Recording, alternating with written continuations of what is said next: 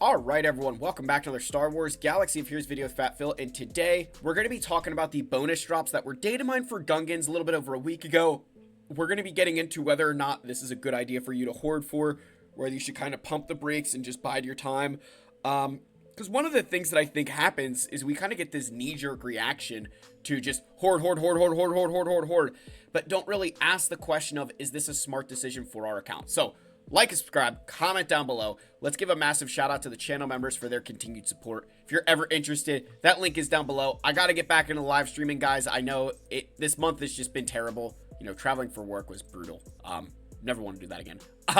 But no, thank you guys for continuing to put your faith in me. Again, it's so much appreciated. If you're in the Discord, make sure you link your Discord and your YouTube account so that way you get access. So, let's talk Jar Jar here, right? And it is, like, it's really more about Jar Jar. So, Jar Jar's event is right here. So obviously we can't start this journey yet. You need the Gungans at Relic 5.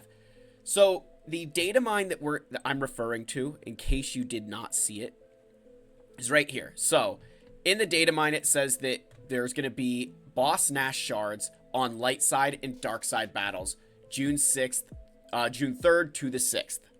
Then on fleet battles, it'll be Captain Tarpals or Mark 9 Kyratech salvage. For Boss Nash, you'll be getting the Omega material. So if you already have a Captain Tarpals at 7-star, you'll be getting the Laptop Kyratech salvage. Mod battles will be rewarding Gungan Boomadir, which is the Shock Prod Kyratech salvage if he's already 7-star.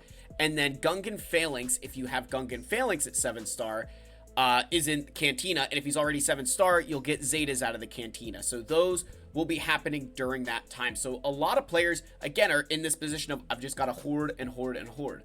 But I'm going to show you some of the underlying math, kind of give you some things to think about. Because, yes, like, while it's smart to hoard, I'm going to liken it that, you know, unless you're going for Jar, like if you're going for Jar Jar, it's probably a good idea to hoard.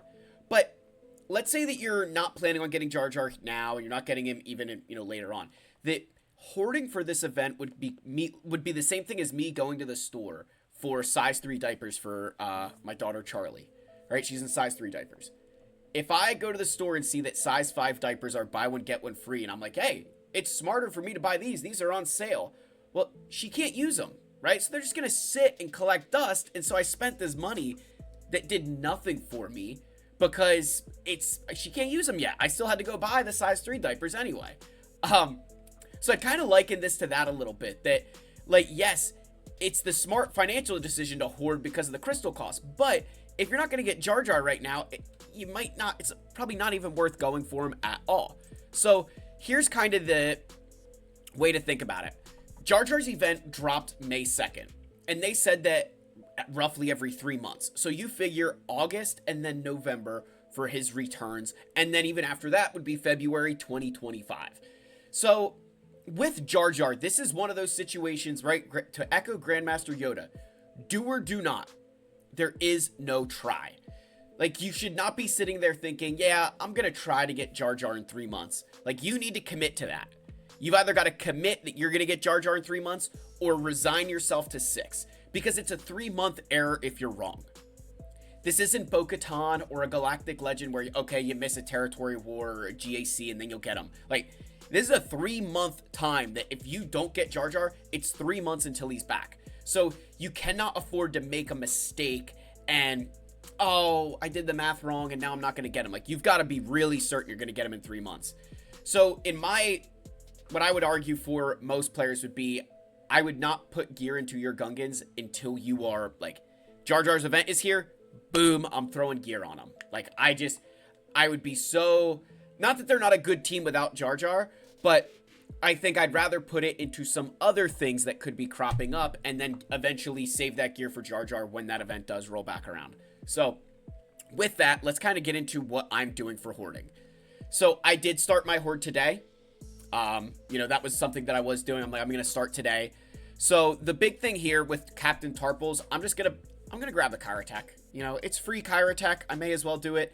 It's going to save me from having to buy Mark 9 Kyratech for a while, so we'll take that any way we can. He's already been 7-star since he went to the Cantina, so I'm not overly concerned with him. So with Boss Nass, I'm not really going crazy with hoarding my light side energy, right? I'm not going to go crazy hoarding light side. The math for Boss Nass for me is very favorable. Like, I'm in good shape there. And the reason I say that is because Boomadeer is farmable with regular energy, and I don't want to miss out on days that I could be farming him, because he was, is the, like, Phalanx still isn't farmable yet, but Boomadeer I didn't buy the gamble packs for. It's the most recent Gungan farmable, so I actually have the least amount of progress on Gungan Boomadeer, so I can't afford to not be farming him. So I'm still spending some energy on Boomadeer every single day, and doing the same thing with Boss Nass, and I'm pretty okay with that, because, again, that math for Boss Nass worked out really nicely for me, so I'm okay with this.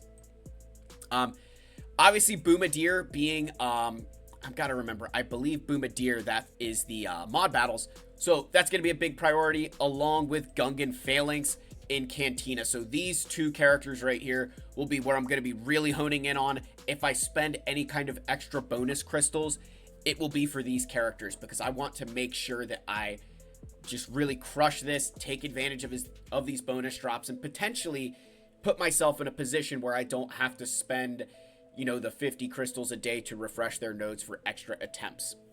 And to kind of show you, how can I know that, right? How do I know that math? So what we're going to do is flip over here, right?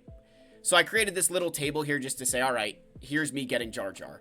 So this is my current shard inventory for that character, right? This is how many shards I have. This is today's date, right? This is just, the date today, right? May 30th. And this is when I'm assuming Jar Jar could come back, call it August 1st. So I have 63 days left to farm. So I need to average 2 Boss Nass shards every single day. It's not that bad, right? That's it. With me doing 10 attempts refreshes, like, I feel pretty, very confident getting that. Boom, Tarples is already done. Boomadeer, I'm at 3.56, which is that's a lot of, shards a day. And so after these bonus drops, I'll have a much better idea of what levels do I need to take in order to get that guy. And then Gungan Phalanx, as you can see, I bought those gamble packs for him. So I'm only at 3.27. Now, Boomadeer is farmable and Phalanx is not. I'm thinking Phalanx should be farmable soon, but who knows, right? But this is kind of like this table that I made for myself to kind of make sure that, hey, I might need to do, like, this right here is refreshing. This is probably like 2 refreshes, right? 2 refreshes a day. So after the bonus drops, I'll have a much better idea of how long it's going to take me to get Jar Jar.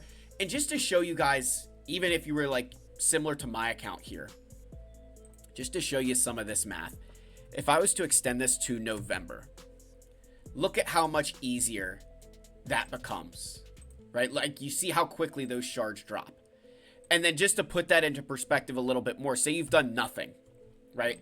You're only at 1.8 shards for Tarples if you've done nothing. So, and that would be for everybody, right? So very easy, 1.8 shards. If you do a refresh a day, you should be fine, right? And just to extend this one more time into, say, February, right, of next year, I mean, plenty of time, right? So don't feel like if you're like, oh gosh, like, do I need to rush this stuff? Look at the math, see what can you do, because I'm going to tell you right now, I don't think that it's going to be in most players' best interest to be rushing Jar Jar unless you are committed to the Zetas and the gear for him. He's going to be very important for the raid, but I don't want you to think that, like, you look at what I'm doing here, and I mean, this is pretty jarring to see for some of you that, like, to average 3 shards a day on a hard node is not an easy thing to do. So, I'll kind of keep you guys updated with this. We'll make sure that we're covering this in account updates and things. Probably can't do it in account updates because it'll be like 1 a month, so I'll kind of bring this up every once in a while, but hopefully this gives you a better idea. Again, I think if you're going for Jar Jar, in 3 months like myself, you should be hoarding. 6 months, I'd even say you should be hoarding. If you're going out to 9 months, probably not. If you're looking at February of next year when you're going to get Jar Jar, probably not worth it to hoard. Absolutely take advantage of the bonus drops, make sure you're doing that, but hoarding, probably not the best idea, because you're better off using that energy in the moment now to work on whatever your needs are for your account. So that's the end of the video. Again, like, subscribe, comment. I love you all. May the force be with you, and I'll see you in the next one. Cheers, my friends.